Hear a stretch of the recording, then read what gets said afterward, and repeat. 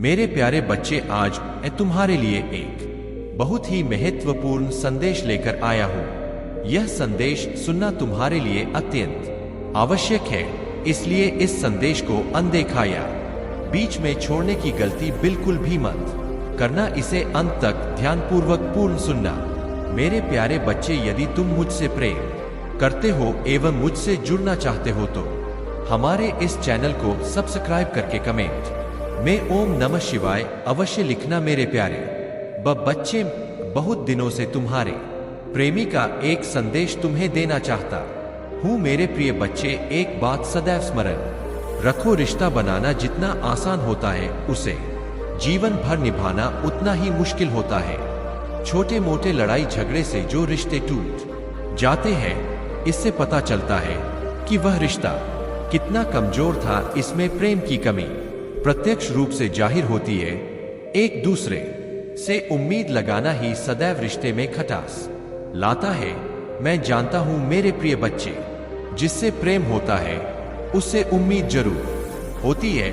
यदि उम्मीद लगाना स्वाभाविक है तो रिश्ते में कभी कभी झुकना भी स्वाभाविक होता है। कभी कभी इंसान को लगता है जब गलती सामने वाले की है तो मैं क्यों झुकूं। मेरे प्यारे बच्चे, जिस प्रकार तुम केवल उससे प्रेम करते हो, इस प्रकार और वह भी केवल तुमसे ही प्रेम करता है। तुम्हें याद है ना कभी तुमने भी ऐसी कोई गलती की थी जिसे उसने पूरे दिल से तुम्हें क्षमा कर दिया था। मेरे प्यारे बच्चे, जो गलतियां क्षमा करने योग्य होती है उन गलतियों के लिए माफ अवश्य कर देना चाहिए, क्योंकि मैं जानता हूं कि जब तुम मुझसे दूर होते हो तुम्हें कुछ भी अच्छा नहीं लगता। उसके अलावा तुम्हें एहसास होता है कि तुम उसके बिना अधूरे हो, इसलिए तुम्हारा किसी कार्य में दूसरे मन भी नहीं लगता, क्योंकि तुम दोनों के हृदय में एक दूसरे के लिए बहुत प्रेम है। गुस्से में तुम दोनों एक दूसरे से अलग होने के लिए आवश्यक बोल देते हो, पर एक दूसरे से दूर रह नहीं पाते। एक दूसरे से दूर रहने के विचार मन में अवश्य उत्पन्न होते हैं, लेकिन यह संभव नहीं हो पाता। क्रोध को त्याग कर उससे बात करो। अपने प्रेमी को किसी और के पास मत जाने दो, उसे किसी और का मत होने दो, अपने रिश्ते को नष्ट मत होने दो। उसने जो भी बोला है, तुम्हें क्रोधवश बोला है, इन सब चीजों के लिए उसे माफ कर दो। केवल उसकी गलतियां मत याद रखो, उसकी अच्छाइयां भी याद रखो। वह कभी कभी अपनी परिस्थितियों के कारण परेशान हो जाता है, इसलिए वह कभी कभी तुम्हारे साथ बुरा व्यवहार कर देता है, तो तुम्हें भी उसे कुछ समझने की आवश्यकता है। मेरे प्यारे बच्चे, यदि तुम दोनों एक दूसरे से करते हो, यदि तुम्हारे बीच प्रेम है, तो इस रिश्ते को संभालने की जिम्मेदारी तुम दोनों की है। मेरे प्यारे बच्चे, क्रोध के कारण ही तुम दोनों में इतनी लड़ाइयां होती रहती है।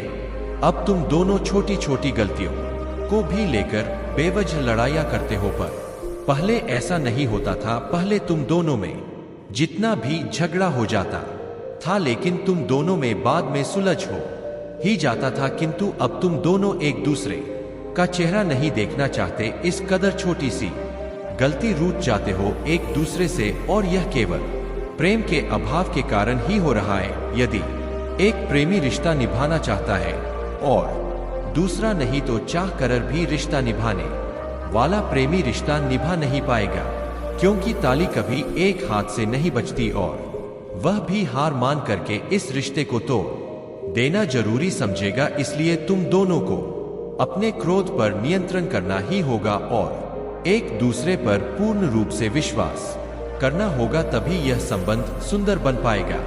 मेरे प्यारे बच्चे, तुम जो इधर उधर भटक रहे हो, भटकना छोड़ दो, वही तुम्हारा सच्चा साथी है। उसी के साथ खुश रहना सीखो, क्योंकि जो सच्चे प्यार को ठुकरा कर कहीं और प्रेम ढूंढने जाते हैं, उन्हें दर्द के सिवा, आंसू के सिवा कुछ प्राप्त नहीं होता। मेरे प्रिय बच्चे, कुछ पल के लिए उसे खुशी अवश्य मिल जाएगी किसी और के साथ, किंतु सुकून उसे अपने ससप्रेमी के पास ही मिलेगा। बहुत भाग्यशाली लोगों को सच्चा प्रेम प्राप्त होता है, जो सच्चे प्रेम को ठुकराते हैं उन्हें जीवन में दोबारा सच्चा प्रेम कभी प्राप्त नहीं होता है। वह तरस जाते हैं उन चीजों के लिए जिन्हें उनकी कदर नहीं होती। तुम्हारा कल्याण हो। नमः शिवाय। हर हर महादेव। मेरे बच्चे, यह संदेश तुम्हारे सामने आया है तो इसे अनदेखा मत करो। मेरे प्यारे बच्चे, तुम्हारी सूरत देखकर बहुत लोगों को बहुत प्रकार के भ्रम हो रहे हैं। कोई तुम्हारे चरित्र के बारे में कुछ सोचता है तो कोई तुम्हारे परवरिश के बारे में कुछ सोचता है। भले वह तुम्हें अच्छे से जानता ना हो, अच्छे से पहचानता ना हो, लेकिन फिर भी वह तुम्हारे पीठ पीछे तुम्हारी आलोचना करने से पीछे नहीं हटते। परंतु इन सब से तुम्हें कोई फर्क नहीं पड़ता। जानता हूं, क्योंकि तुमने ठान लिया है कि तुम्हें जो करना है वह तुम किसी भी हाल में करोगे। किसी के बातों में तुम अब नहीं आओगे। तुम बहुत बार गिरे हो और अपने ही दम पर फिर से उठे भी हो। तुम्हें लोगों की पहचान है उम्र के साथ और अनुभव के साथ। तुम्हें इतना तो समझ लिया है कि लोग तुम्हें सलाह देने तो आते हैं, ज्ञान बांटने तो आते हैं, परंतु जब उनसे सहायता की आवश्यकता होती है तब वह नहीं आते। इन सब चीजों को देखकर तुम्हें इतना तो यकीन हो चुका है कि तुम जो भी करोगे बस अपने दम पर और मेहनत करके करोगे।